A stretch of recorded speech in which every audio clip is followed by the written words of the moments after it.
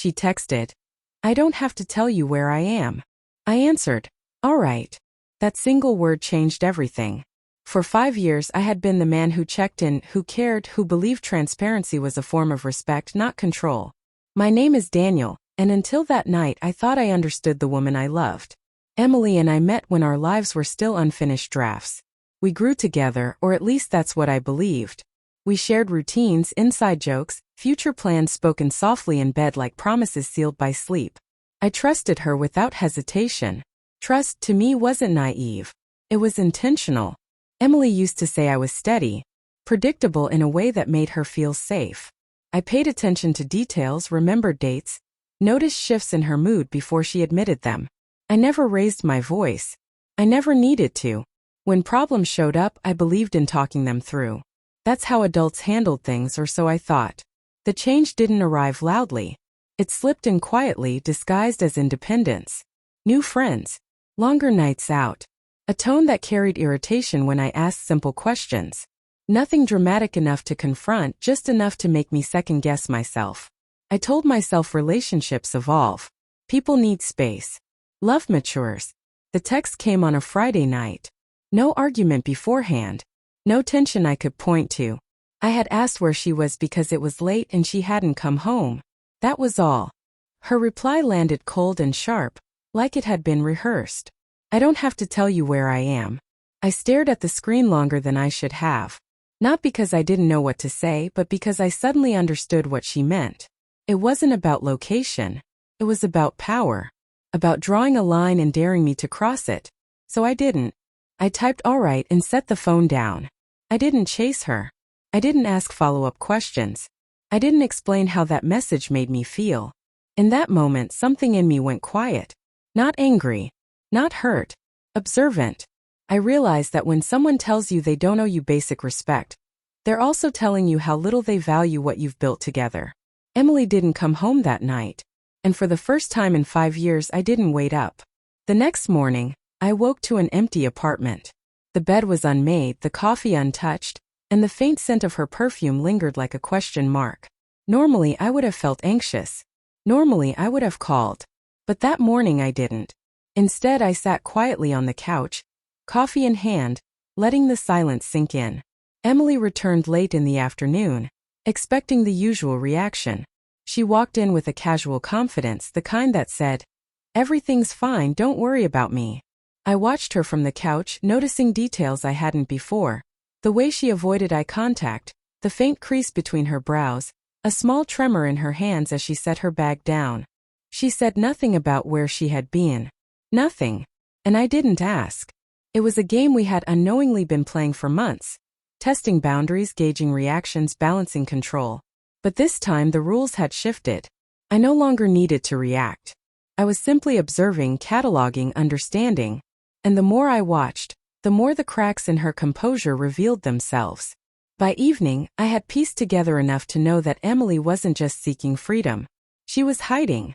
Someone had crossed the line she promised never to cross again. Someone from her new circle. Someone whose presence changed the way she moved, spoke, and even breathed when she thought I wasn't watching. The realization was calm, almost clinical, but inside it burned. Not the burning of anger, but of betrayal. Of understanding that trust one had given freely was being treated as optional. I didn't confront her that night. I prepared. 5 years of partnership, laughter, shared dreams, they weren't erased by one message. But the foundation had cracked, and now it was time to see just how far she would go to maintain the illusion of control. Over the next few days, Emily acted normally in public. Friends, neighbors, coworkers, all saw the same Emily I had loved. Charming, witty, approachable. But I saw the moments in between. The hurried glances at her phone, the way she flinched at notifications, the subtle hesitation when she walked past me. It was almost elegant, the way a lie could be performed with grace. But I knew. And that knowledge was a quiet power that no words could give away. It was during one ordinary Thursday afternoon, as Emily prepared for another night out, that I made my decision. I would let her believe she was in control for a little longer. Let her make the mistakes she thought I would never see. And when the time came when the cracks could no longer be contained, she would face the full measure of what betrayal cost. That evening, Emily left without a word of where she was going. I didn't follow. I didn't call. I waited, letting the silence stretch into hours, feeling a sense of anticipation that was both sharp and steady. I had learned something vital over the years. Patience is a weapon when wielded quietly, and I intended to use it. Later, around midnight, she returned, confident as ever, expecting excuses, explanations, or at the very least, a soft welcome. What she found instead was me standing by the doorway, calm, composed, a quiet storm she had never been prepared for. The look on her face told me everything. The confidence, the bravado, the casual superiority, it all faltered. For the first time, Emily understood that I wasn't a man to be manipulated or controlled. I didn't yell. I didn't interrogate her. I simply asked one question, soft but unwavering. Do you think I didn't see what you were doing? Her eyes widened, and for a moment, she was silent, searching for a lifeline that didn't exist. And then came the confession. Not the words she chose, but the tremor in her voice, the truth she tried to hide, spilling through cracks in her carefully built mask. Betrayal is not loud. It is quiet, insidious, a shadow stretching over everything you thought you knew.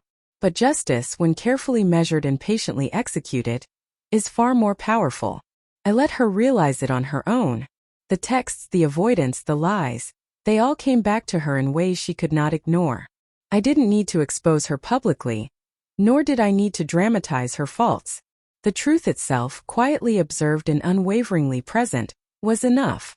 By the following morning, Emily left, this time for good. There was no argument, no tantrum, no pleas. Just a quiet acknowledgement that the game was over, and she had lost. And in that emptiness I found clarity, strength, and an unspoken resolution.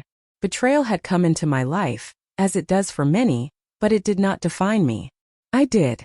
And that perhaps was the most satisfying victory of all. Trust is the highest currency in any relationship, and when it is broken, you can choose either ruin or dignity. I chose dignity.